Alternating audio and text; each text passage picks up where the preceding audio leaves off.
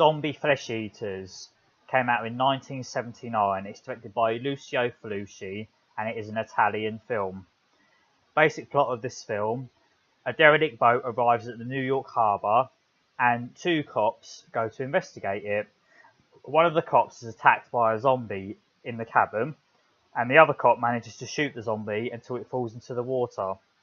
The body of the bitten policeman is given an autopsy at the morgue, and we see his arm move. We then cut to a lady named Anne, who happens to be the daughter of the man who owns the derelict boat. We find out that the boat was owned by a doctor who works on a remote island that no one really knows where it is. Anne then teams up with Peter, and after a few scenes, they team up with this couple of boaters named Susan and Brian. Susan and Brian agree to take Anne and Peter to try and find this uncharted island. While they are out looking for this island, Susan, who is an oceanographer, asks if she can go underwater to take some shots. So the boat is stopped and Susan goes underwater. While doing this, she is attacked by a shark. She hides near this bit of coral, and suddenly a hand grabs her shoulder. She turns around and there is a zombie underwater. She manages to fight the zombie off and get back up to the surface. The zombie then has a fight with the shark. This is a really badass scene. That is probably one of the best scenes in any horror film I've ever seen. A zombie versus a shark. The zombie takes a bite out of the shark, and the shark actually bites the zombie's arm off. It's a really good scene, a really great fight scene with really great music. When Susan gets to the surface and she gets back onto the boat, she tells them that there was a man down there. The men find this hard to believe, and so does Anne, but the plot continues. While these scenes are happening, we are treated to some exposition scenes alongside them that take place on the island. We meet this doctor named Dr. Maynard, who we discover has been performing experiments on people and experimenting with voodoo to try and bring the dead back to life. This doctor is played by a really good actor, and the character is clearly a shadow of his former self. We also meet his wife, who is something of an alcoholic. She tells the doctor that she knows everything that he's been doing and kind of threatens to expose all of his deeds. She also implies that she knows about the zombies. While he does try and assure her that they are safe on the island, he also comes across as dismissing her as drunk or either crazy. Later that evening, Paola, the wife, is taking a shower and she hears a noise coming from outside. Automatically, she assumes that the zombies have come for her. Before we know it, a zombie is trying to force its way into her bedroom. She manages to push a cabinet in front of the door, but a zombie's hand comes crashing through the wooden door. The zombie grabs Paola's head, and slowly we are treated to this really excruciating scene in which Paola's eye is pulled towards this wooden spike. We see the spike pierce Paola's eye, and it's a very graphic and gruesome scene. It's really hard to watch, but it's really well done.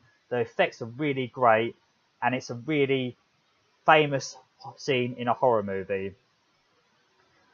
Peter, Anne, Susan and Brian arrive on the island, and they soon meet up with Dr. Maynard, where Maynard explains to Anne what happened to her father. We are treated to a flashback scene in which a younger, more healthier looking Dr. Maynard is forced to put down his friends, which was Anne's father. He's forced to kill him because he himself has come to this illness and become a zombie. Dr. Maynard asks the group to go check on Paola at her house. They find her house and then we are treated to this really gory scene in which we see about 4 zombies feasting on the corpse of Koala. They manage to escape out of the house and decide to drive back to the hospital, and then decide to get the hell off the island. They then, unfortunately, a zombie goes in front of the car as they're driving, and Brian swerves out the way to avoid it and crashes into a tree. Peter's ankle is injured while this happens, but they decide to walk the rest of the way. Once they get so far, Peter decides that he needs to rest. During this moment, Peter and Anne start to get quite intimate as they had kind of been getting a bit close throughout most of the film. There was a few scenes where they were getting a bit, you know, they could tell there was a bit of like chemistry between them.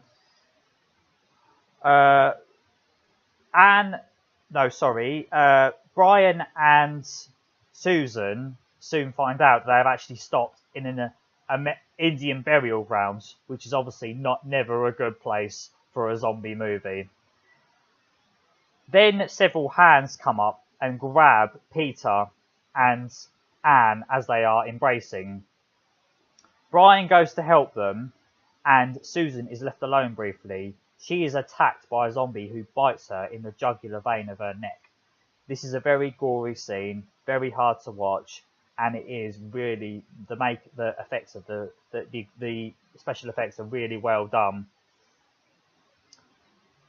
Peter manages to get free of the zombies that are grabbing him, and Brian also helps. When they go back and find Susan's body, Brian is distraught, but the others ensure him that they have to leave as soon as possible and leave her body there. So they go back and they head back to this church, which acts as the hospital for Dr. Maynard. They tell Dr. Maynard what has happened to his wife, and they start boarding up the church because the zombies are approaching.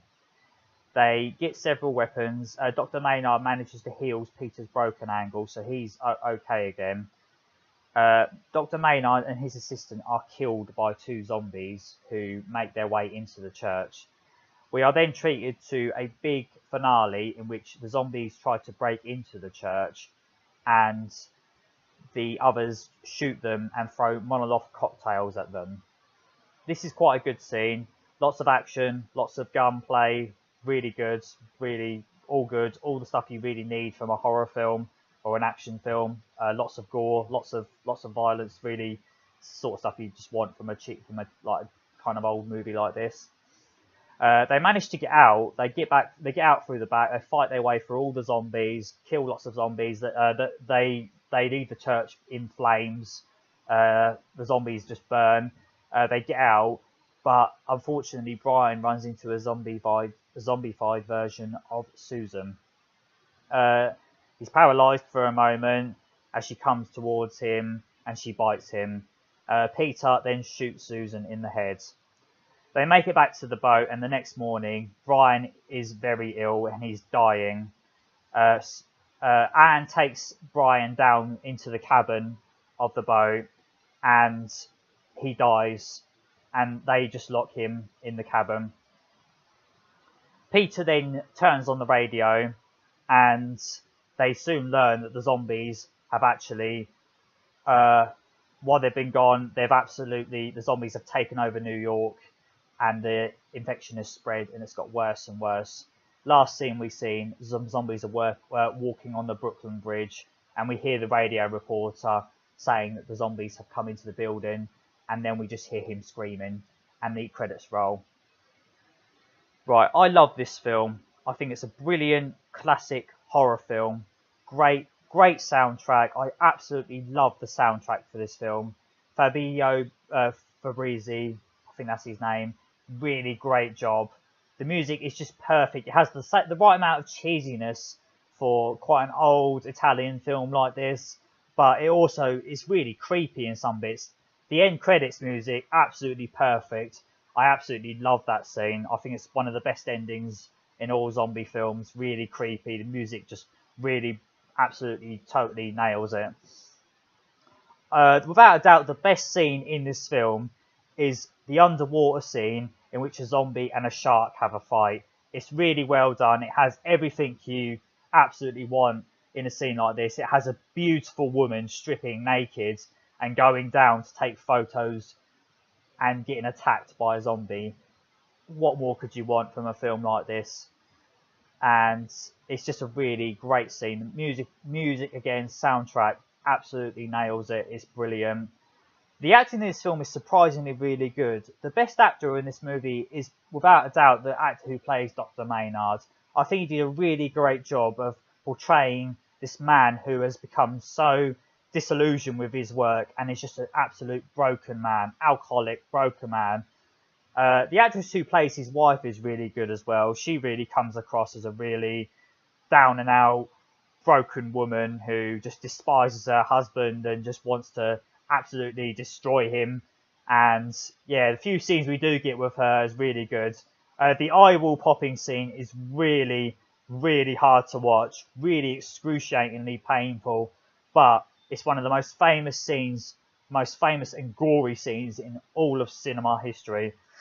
It is really, really, really well done. I can't really say anything a bad thing about this film. I love the story.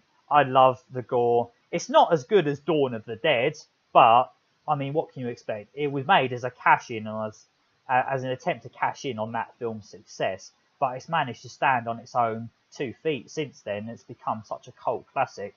I absolutely love this film. I really wish more people would watch it. I wish it was a bit more famous. I wish it had more of a following. I know I've seen quite a few documentaries where famous directors like Eli Roth really praise this movie, rightfully so. The film deserves a lot of credit. I love this film. I'm giving it 8 out of 10. You know, for a low budget zombie movie, that's quite a good score from me. Thank you very much for watching this video. Goodbye.